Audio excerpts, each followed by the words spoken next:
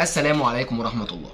تعالى بقى هنا اقول لك ازاي بتقدر ان انت تعمل الوزر الفيوتك عندك ده بمنتهى البساطة وبأقل تفاصيل ان شاء الله. على قد ما نقدر هنقول اسعاره ايه لو في امكانية ان انت عايز تنفذه او حابب شكله تعمله ازاي، وهنقول برضو ايه الخامات اللي ممكن تتطلبها علشان تقدر ان انت تعمل نفس الاشكال دي كده بالظبط زي ما انت عايز وبتفاصيل دقيقة تخش في الحته دي وتعمل الذوق الهادي. بس خليني اقول لك حاجه قبل ما نبدا في الفيديو ده، وعايز اقول لك بخصوص الوزره. انت عندنا طبعا عارفين ان الوزره بيبقى ارتفاعها 10 سم، ده المعتاد مش بالظبط ولكن ده المعتاد وده المتعارف عليه ان الوزره بتبقى في حدود 10 سم. طيب انا مش حابب شكل الوزره دي او حاسس ان هي بروز عن الحيطه او يعني في حاجات اشيك منها واجمل منها بكتير، اعمل ايه؟ في عندك الوزر الفيوتك. طيب الوزر الفيوتك ده وظيفته ايه؟ اولا شكل راقي جدا جميل قوي، تقدر ان انت بيبرز لك اللون الفاتح او اللون الغامق بتاع الحوائط، تقدر ان انت هتخليه بنفس اللون الابيض الصريح رادد مع الكورنيشه بتاعت السقف، فيديك منظر بالشكل ده فخم وراقي، والريتش بتاعه عالي وجميل وهادي وكل الحاجات الحلويات دي. حلو، دي يعني نبذه كده بسيطه عنه. طيب انا عايز اعرف حاجه بسيطه قوي، سعره ايه؟ سعره في المتناول، اقدر يعني ان انا اجيبه. انت عندك منه 3 مقاسات. في المقاس اللي هو 15 سم بيبقى زي الشكل ده بالظبط كده، وبيبقى عباره عن ان هو بيداري لك الوزره، بتبقى بتتبيت فيه الوزره اللي هي السيراميك العاديه بتتبيت جواه، وده بيجي زي لطش كده على الحيطه، بتقفل خالص بعد كده بماده بمعجون فيوتك بتقفل عليه خالص، او بمعجون اسمنتي بتقفل كل المسام دي، وبيبقى شكله راقي وجميل جدا. ده اللي هو مقاس 15 سم.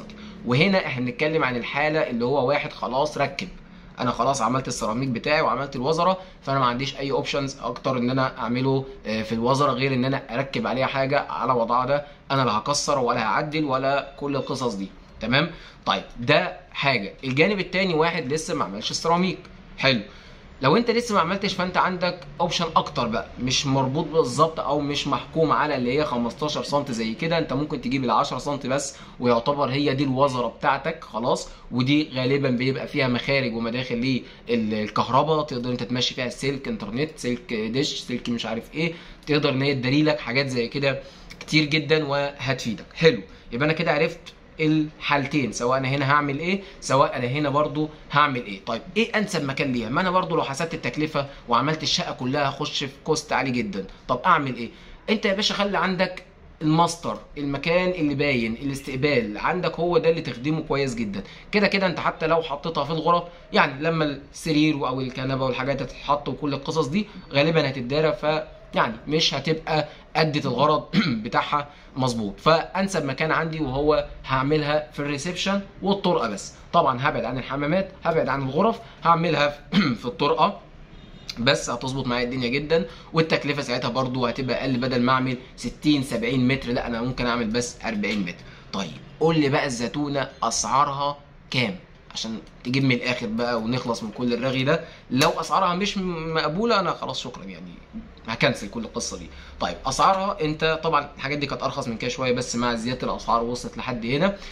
الكورنيشه اللي هي 15 سم، الكورنيشه اللي هي دي 15 سم اللي هي الكوب بتاعها اس 20 دي عامله 101 بالظبط، المتر فيها عامل 101. طيب احسب التكلفه ازاي؟ بتروح ترفع طول في عرض وبتشيل الفوارغ اللي هو لو في باب او بلكونه او حاجه زي كده، وبتشوف المساحه الاجماليه كام عندك وبتضربها في 101 هيديك الاجمالي بالظبط. طيب هو كده بس؟ لا، هتضيف عليها مثلا جالون او 2 من المعجون، وده يعني سعره بيتفاوت من 120 ل 130 على حسب انت هتستخدم قد ايه، بس غالبا يعني مش هستخدم كتير قوي كده.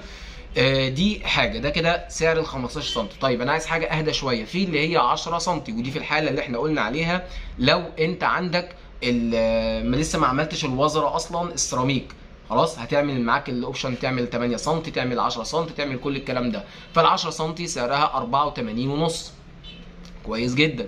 طيب واحد يقول لي ايه الخامه بتاعتها؟ يعني انا برضو معلش انت عمال تقول اسعار وخامات، ايه الخامه بقى؟ هل فيوتك ولا نيوتك ولا مش عارف ايه؟